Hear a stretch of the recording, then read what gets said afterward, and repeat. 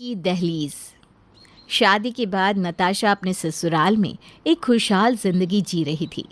नताशा के सास ससुर नताशा में और अपनी बेटी में कोई फर्क नहीं करते थे, पर नताशा को अपनी ननद से हमेशा कोई ना कोई शिकायत रहती ही थी। ऐसे ही एक दिन, अरे नताशा बहू, रूही बेटा, कहाँ हो तुम दोनों?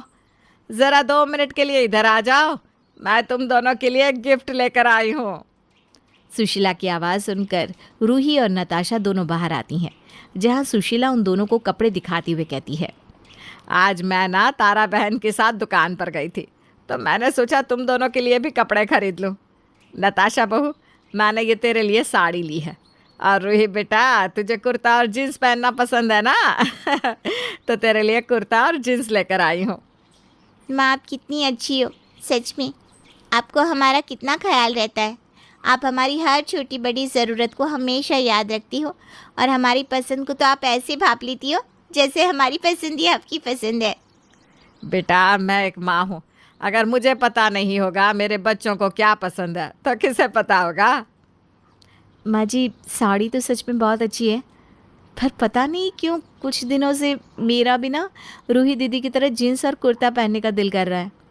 शादी से पहले तो मैं हमेशा छोटे छोटे कपड़े पहनकर ही घूमती थी, पर जब से शादी हुई है तब से तो मैंने सूट डालना भी छोड़ दिया है। बहू, अगर तुझे साड़ी पहनना नहीं पसंद तो तू मत पहना कर। तुझे किसी और के लिए अपनी पसंद बदलने की ज़रूरत नहीं है। रूही बेटा, एक काम कर, तू ये कपड़े ना अपनी भाभी को दे दे। और तेरे पास एक भी साड़ी नहीं है ना, तो ये साड़ी तू अपने पास रख ले। कभी कभी तुझे भी तो फंक्शन में जाना होता है, तब तेरे पास साड़ी नहीं रहती। हाँ हाँ, क्यों नहीं माँ।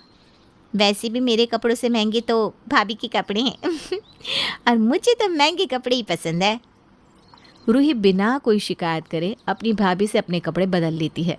अब इसी तरह से कुछ दिन बीत जाते हैं और नताशा के घर पर नताशा की मौसी सास आती है। रूही को देखकर अपनी बहन सुशीला से कहती है, अरे जीजी, अपनी रूही बिटिया शायद अब 25 साल की हो गई ना। अब इसके भी हाथ पीले कर दो। अरे कमला, कैसी बात कर रही है? 25 साल कोई ज़्यादा उम्र नहीं है। अभी तो रूही पढ़ाई कर रही है। शादी के नाम से वो ऐसे ही चिढ़ जाती है। उसके सामने फिर मत कह देना। अरे जीजी, कैसी बात कर रही हो? भला बिटिया कभी शादी के लिए राज़ी हुई है क्या? उन्हें तो मनाना पड़ता है, उम्र हो गई है। क्यों बहुरिया, सही कह रही हूँ ना मैं? अपनी ननद के हाथ पीले नहीं करने तुझे। अब बिल्कुल सही कह रही हैं मौसी जी, पर इसमें मैं क्या कह सकती हूँ? शादी तो रूही दीदी को करनी है ना। अरे तुम दोनों सास बहू एक जैसी हो। हमेशा इसी तरह से भली बनी बैठी रहना। जवान लड़की है, कहीं हाथ से निकल ना जाए। समय पर शादी हो जाए तो ही अच्छा होता है। और बहुरिया, तेरी शादी भी तो 25 साल में हो गई थी। तू नहीं चाहती क्या कि तेरी ननद की शादी हो जाए? अरे आप ऐसा क्यों बोल रही हो मौसी जी? भला मैं क्यों नहीं चाहूँगी कि मेरी ननद की शादी हो? मैं तो चाहती हूँ कि इसी साल मेरी ननद की शादी हो जाए। क्या कमला, तू भी ना बेकार की बातें लेकर बैठ गई है। मेहमान बनकर आई है तो मेहमान की तरह रह। रूही तेरी बातें सुनेगी ना तो फिर तुझसे नाराज़ हो जाएगी। बहू, तुम जाकर मौसी के लिए कुछ खाने का इंतज़ाम करो। इस तरह से सुशीला नताशा को काम पर लगा देती है, पर नताशा भी अब अपनी ननद की शादी के बारे में सोचने लगती है। पर रूही आगे और पढ़ना चाहती थी, इसलिए शादी के लिए मना कर देती है और घर वाले भी रूही की हाँ में हाँ भर देते हैं और उसके लिए लड़के देखना बंद कर देते हैं। समय यूं ही बीतता है और एक दिन नताशा की कुछ सहेलियां उससे मिलने उसके घर आती है, जहां नताशा की सहेलियां रूही को देखकर अकेले में नताशा से कहती हैं, नताशा, ये तेरी ननद है क्या? अब तक शादी नहीं हुई इसकी? अरे नहीं ना, वो मेरी ननद अभी पढ़ाई कर रही है ना। पता नहीं उसे और कितना पढ़ना है। कोई सरकारी नौकरी भी नहीं है, पर फिर भी महारानी जी को शादी नहीं करनी। सच में नताशा, तो कितनी बेवकूफ़ है। तूने कभी सोचा नहीं कि तेरी ननद शादी क्यों नहीं करना चाहती? अरे ये ननदें ना बड़ी चालाक होती हैं। सोचती है अपने भाई के हिस्से में भी हिस्सा ले ले, इसलिए तो शादी नहीं कर रही, क्योंकि वो जानती है ना, शादी करके चली गई तो उसे कुछ नहीं मिलेगा। इनको ना सब कुछ चाहिए। पर तू बेवकूफ़ मत बन। अपने घर वालों को समझा कि तेरी ननद की उम्र निकलती जा रही है और अब जल्दी से उसके हाथ पीले कर दे, वरना तेरे हाथों से सब निकल जाएगा। इस तरह से नताशा की सहेलियां उसे उसकी ननद के खिलाफ भड़का कर चली जाती हैं। इसके बाद नताशा घर में रूही की शादी के लिए बात करती है। विशाल, आप रूही की शादी के बारे में क्यों नहीं सोचते? माँ जी से बोलिए ना रूही की शादी करे। सबकी ननद की शादी हो गई है, बस मेरी ही ननद कंवारी बैठी है। अरे लड़की जाते हैं, हाथ से निकल गई तो लड़का नहीं मिलेगा। नताशा, तुम्हें हो क्या गया है? आज से पहले तो तुमने इस तरह से कभी बातें नहीं करी। आज तुम किस तरह से बात कर रही हो? किस तरह से बात कर रही हूँ? सही तो बोल रही हूँ। मौसी जी ने एक लड़का देखा, आपकी बहन ने मना कर दिया। उसके बाद घर वालों ने कभी शादी के बारे में सोचा ही नहीं। आपने कभी सोचा है? अगर माँ जी और ससुर जी को कुछ हो गया तो आपकी बहन की जिम्मेदारी हमारे सर पर आ जाएगी। नताशा, थोड़ा सोच समझ कर बोलो।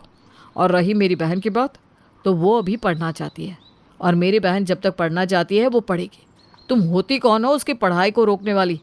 उसकी शादी तभी होगी जब वो चाहेगी। इतना बोलकर विशाल वहाँ से चला जाता है, जिसके बाद नताशा अपनी सास से रूही की शादी की बात करती है, पर उसकी सास भी शादी से मना कर देती है। समय यूं ही गुजरता है, पर घर वालों के कानों पर जूं तक नहीं रेंगती। इस वजह से खुद अपनी ननद के लिए वो एक रिश्ता देखती है और बिना घर में किसी को बताए लड़के वालों को बुला लेती है। आइए आइए, आप लोगों को आने में कोई परेशानी तो नहीं हुई ना? इसे अपना ही घर समझिए, आराम से बैठिए। अरे बहू, रिश्ता जोड़ने के बाद तो ये घर भी हमारा ही हो जाएगा। वैसे हमारे पास ज़्यादा समय नहीं है, हमारा लड़का बहुत बिजी रहता है। तुम जल्दी से अपनी ननद को बुला लो ताकि हम रिश्ता पक्का करके जा सके। हाँ हाँ, क्यों नहीं, मैं अभी अपनी ननद को लेकर आती हूँ। इतना बोलकर नताशा अपनी ननद को लेने जाने लगती है। तभी वहाँ पर सुशीला और रूही आ जाते हैं। लड़के वालों को देखकर दोनों हैरान हो जाती हैं। नताशा बहू, ये सब क्या है? कौन है ये लोग? माँ जी, ये लड़के वाले हैं, रूही को देखने आए हैं। आप लोगों को चिंता नहीं है रूही दीदी की, पर मुझे अपनी ननद की बहुत चिंता है। हाँ, बस कीजिए भाभी, आपको मेरी चिंता करने की ज़रूरत नहीं है। जब मैंने कह दिया कि मुझे अभी शादी नहीं करनी, तो आपने किससे पूछकर इन लड़के वालों को यहाँ बुलाया? और आप लोग यहाँ से जा सकते हैं, मुझे अभी कोई शादी नहीं करनी। अरे नताशा बहू, हमने तो तुम्हें अपनी बहू की तरह समझा और तुम्हारी बातों पर विश्वास किया, पर तुमने तो हमें यहाँ बुलाकर हमारी बेइज्जती करवा दी। जब तुम्हारी ननद को शादी नहीं करनी थी तो हमें बुलाया क्यों? चलो बेटा यहाँ से, हम अपनी और इंसल्ट नहीं करवा सकते। इस तरह से लड़के वाले नताशा को खरी खोटी सुनाकर वहाँ से चले जाते हैं और रूही भी अपनी भाभी की इस हरकत से नाराज़ हो जाती है। सुशीला भी अपनी बहू को खरी खोटी सुनाने लगती है, जिस पर नताशा भी अपने घर वालों से नाराज़ हो जाती है और गुस्से में कहती है, माँ जी, आपने ना आज अपनी ज़िंदगी की सबसे बड़ी गलती करी है, लड़के वालों को दरवाजे से भेजकर। आप भूलिए मत, लड़की का असली घर उसका ससुराल होता है।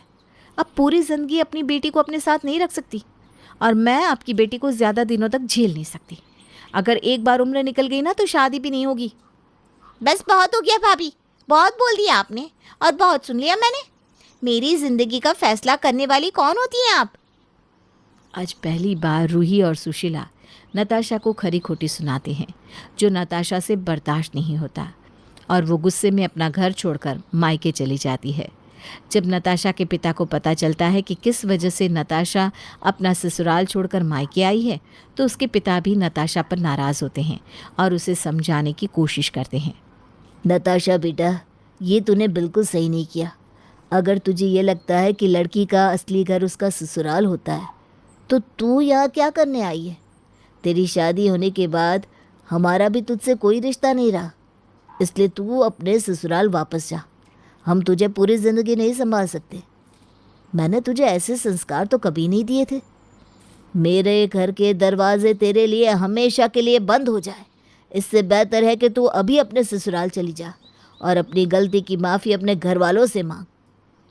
अपने पिता की बात सुनने के बाद नताशा को रियलाइज़ होता है कि लोगों की बातों में आकर उसने कितनी बड़ी गलती की है।